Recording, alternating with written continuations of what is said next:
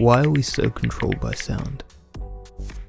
From the buzz of your phone to the chime of your email, sound has become the invisible leash on our attention, a steering wheel for our mood. Sound isn't just noise, it's one of the most powerful drivers of our emotion and behaviors. Come with me as I unpack how certain sounds hijack your brain, how your subconscious is more influenced than you realize, and how these companies use these techniques to control you.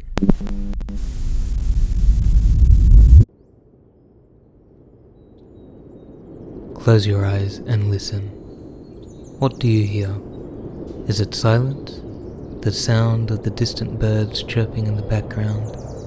The wind breezing along your face? Your hair? It's almost like you can feel it. Nothing is truly ever quiet.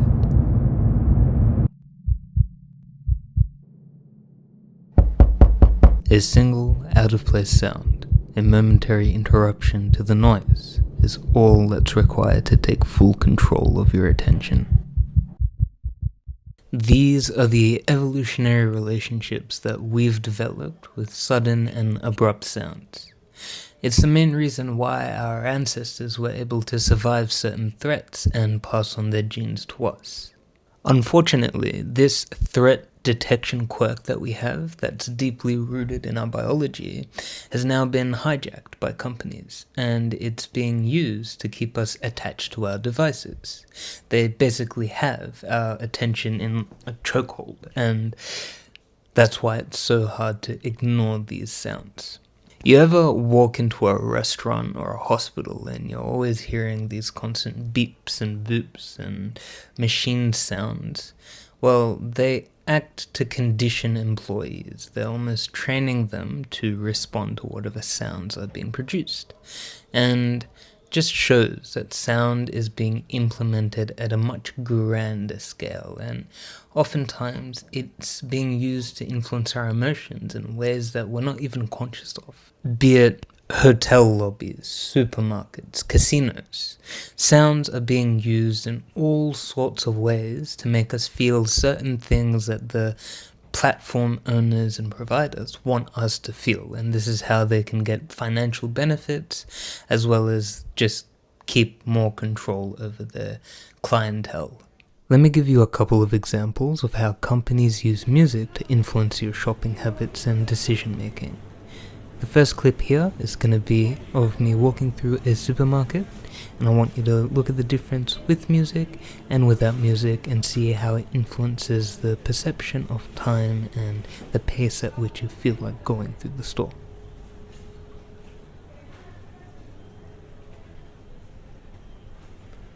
Now, the next clip is going to be me walking through a supermarket with music playing in the background, and you can really feel the difference in the vibes and how it just makes you want to walk through the supermarket a little bit slower.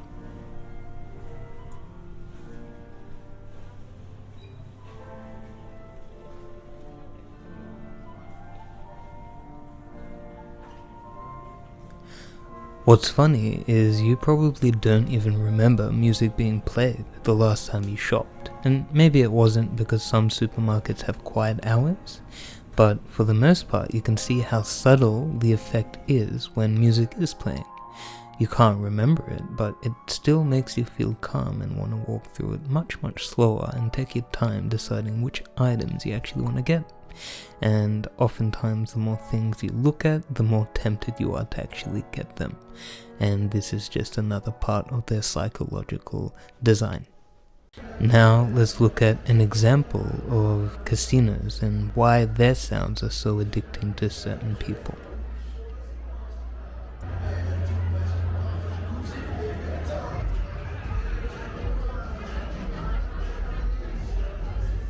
This clip makes it extremely obvious why the casino has such a different ambience to the supermarket. The catchy and rhythmic beats of the music make you want to socialize more and spend more time at the machines. Combined with the bright lights and all of the flashy designs and just the modern architecture of the entire layout, it makes for a really exciting place where there's a fear of missing out. whether that be not making money or not having fun with your mates. That is the design of the casino and how sound contributes to that. So, going back to sudden and abrupt sounds, it makes sense from an evolutionary standpoint why we would be so alert and influenced by them. But how is it that these companies have now used those sudden and abrupt sounds and employed them in a way that have different emotional responses? How is it that they are able to control us so intricately? Is this an evolutionary phenomenon as well?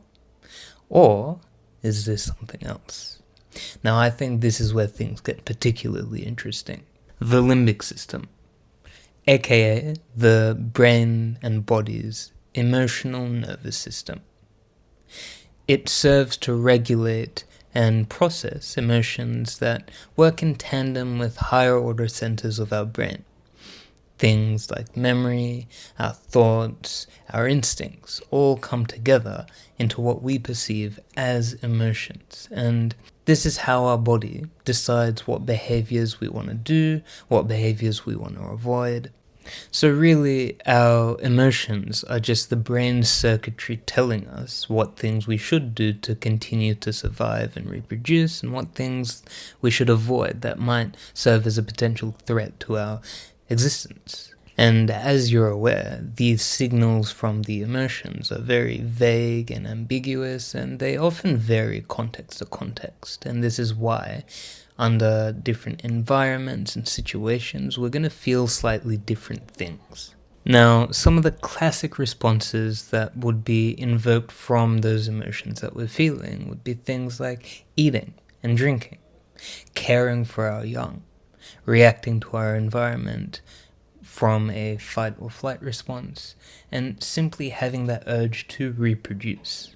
All of these are behavioral responses that have been forged and honed through evolutionary changes so that we can continue to pass on our genes.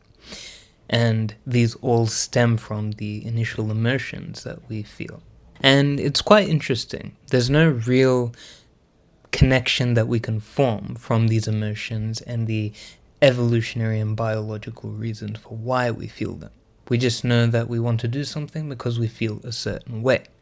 And that subconscious element and the instinct that drives all of our behaviors is really what has been taken control of by these companies using the sounds and all of the other stimuluses that they have.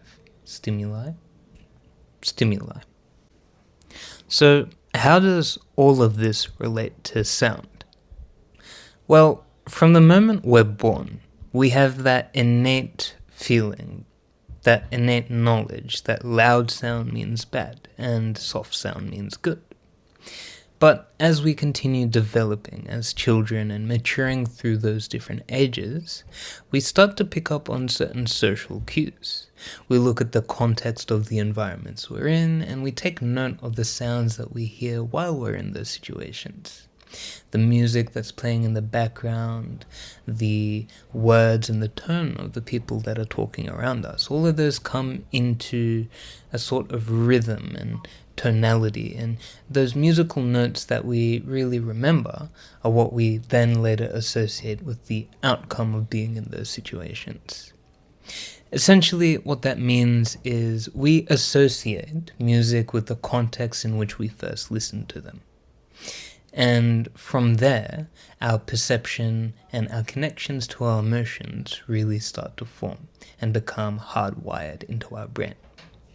At some point, it becomes really subconscious, so even when you do listen to the music, for some reason it makes you feel a certain way, but you can't explain why, and that often has to do with your childhood and just past experiences. And once those connections are established, we're now psychologically conditioned to respond in a certain way every time we hear a certain musical note or sequences of notes that form a melody, a rhythm or a beat. All of these patterns that we recognize through sound are eventually what cause us to direct our behavior in one way or another. Now, keep in mind that just like how our food companies will spend millions, if not billions of dollars on researching our cravings, the psychology we have around food, our addictions, and just our taste sensations, companies will similarly invest equal amounts into observing how we respond to sounds. That's why there's so much attention given to the notification sounds of certain apps, or the sound of a like button, or a share, or a repost.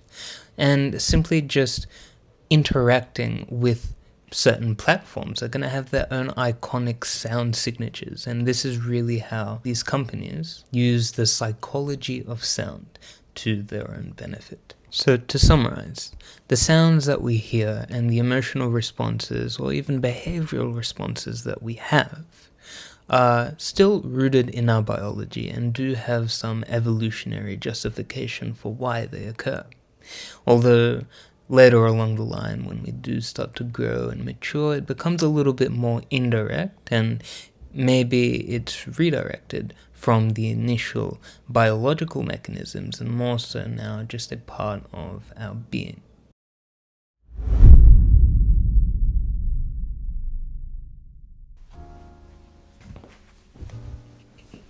So, why does music have such a big business around it? How is it that we have mega conglomerate corporations controlling such a big part of the world and have so many people under their influence? Well, I think there's a couple of reasons for why this has happened and why we still continue to let it happen. The first thing is culture.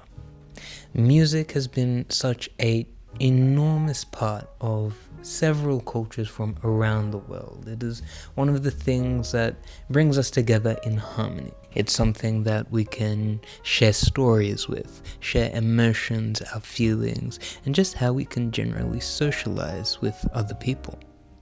It might be the conduit with how we form relationships. It might be how we remember the good times and reminisce about the past. And when you consider that all of the things that we experience can really be presented and expressed through music, it's no wonder why it's such a powerful tool that companies like to exploit for cash. Now, going beyond just talking about the cultural significance of music, I think it's also important to consider that there is a huge economic side to how sounds are produced and consumed. When you consider the amount of money that these music artists and their events bring in to certain countries, certain cities, it's mind-boggling just the amount of economic impact any concert can have.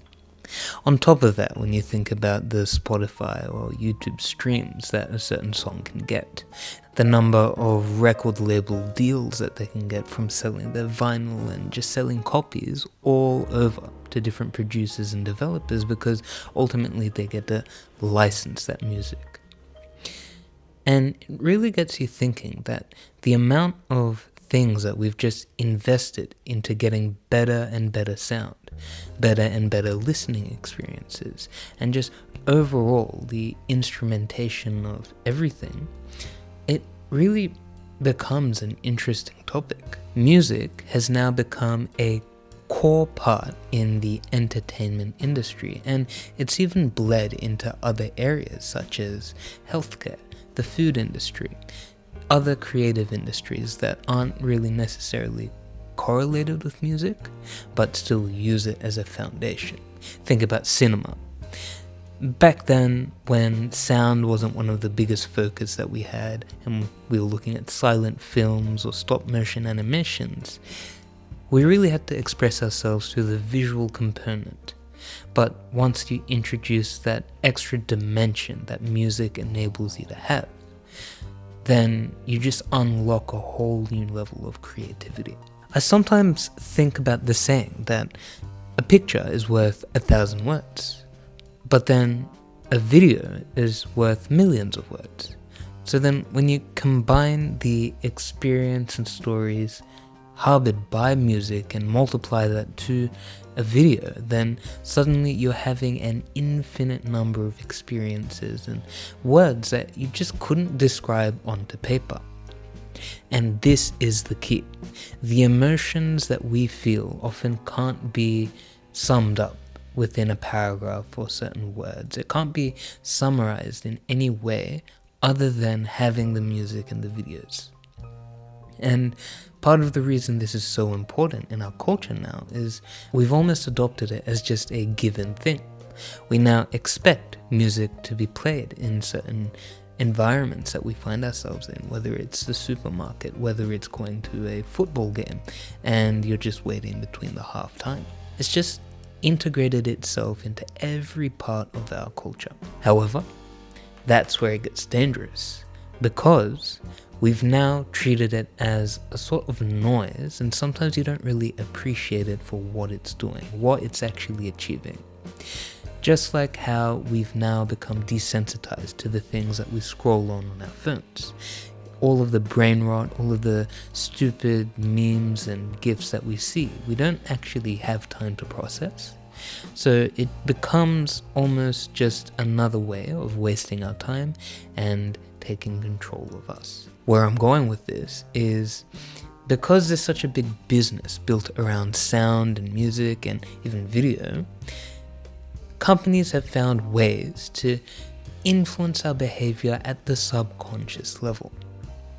Everything that we're experiencing, we're not really aware of it. We're not conscious, and that makes it easy for them to make us do things that are more financially beneficial for them. On top of that, it promotes addictive behavior, unmindfulness, and ultimately, it just gives up that agency that you would have otherwise had if you had been aware of what you're consuming and how it's actually influencing you. Okay, so what I've been talking about kind of sounds like it's coming from a negative place, but it's not all negative. I think there's beauty in the sounds that we have in all of our artistry. Some of the examples are in movies and video games, where sound design really brings the next level of immersion and entertainment to the overall viewing experience. I think on top of that, when you're looking at just day-to-day activities, whether you're just sitting in a hotel lobby or waiting at your doctor's office, having that music there to calm you down makes it so much more beneficial for the business, but also for you just to be there and enjoy the interaction without having the stress of worrying about what's going on. When you look at app developers or game developers or anyone who uses music in their creative work, you can see how much it benefits them. And it's not just music, it's sound effects as well, and overall ambience. It makes you feel just this next level of calmness and joy from engaging in the activity. On top of that, I think there are circumstances where having these satisfying sounds can bring enormous benefits to other aspects of your life. Things like ASMR, where it's honestly helped a lot of people with their mental health conditions, whether it be anxiety, depression, insomnia, to nursery rhymes and lullabies that help calm babies down. I think the utilization of sound is like a coin. There's two sides to it. One side is there's that subconscious influence to our psyche and our behaviors being controlled in a way that we're not really conscious of, and we're probably being exploited because of it. But then on the other hand, because we are being subconsciously placated and calmed, sometimes it just lets us enjoy things for what they are without having to over-analyze and really deep it. So in the right circumstances, sounds can be a wonderful thing and amazing. But I think where I'm going with this and what my message is that we're not conscious of the sounds that we listen to. The moment you start to understand the sources, the origins, the intention behind the sound, I think that's when the benefits truly begin to reveal themselves. The moment you start becoming vulnerable to being influenced by sound, such as from catchy songs, being addicted, and then associating that addicting sound to another addicting behavior and developing bad habits through that. the whole message of just being aware of what you're listening to, how it might be influencing you, who's wanting you to listen to it, and why, would just bring this another level of depth into whatever activities you're engaging in, and ultimately provide you more control over your life.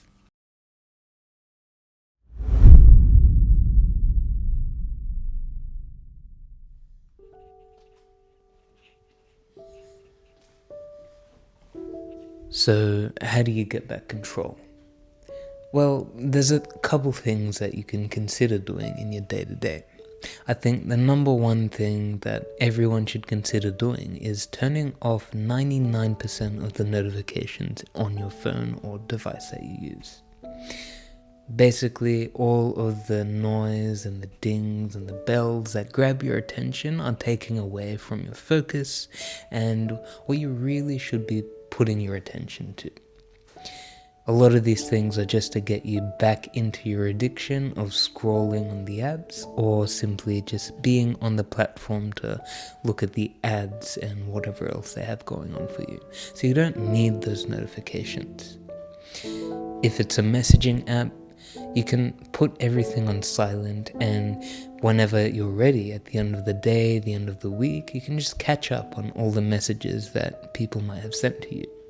Now, if someone urgently needed to contact you, they should have your number already, and I think that's one of the only things I wouldn't really silent, unless it's someone who's really, really annoying.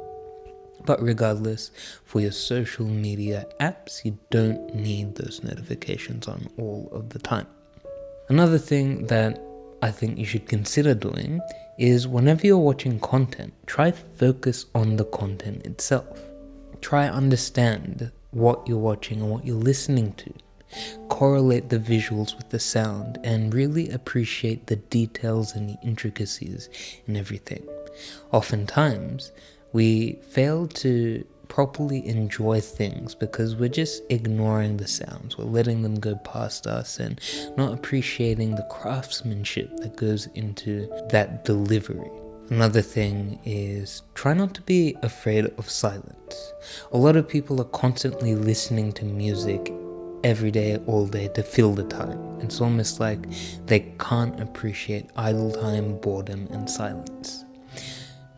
One thing I recommend you do is to practice that mindfulness of when you have nothing else to do, just try listen to what things are actually going on.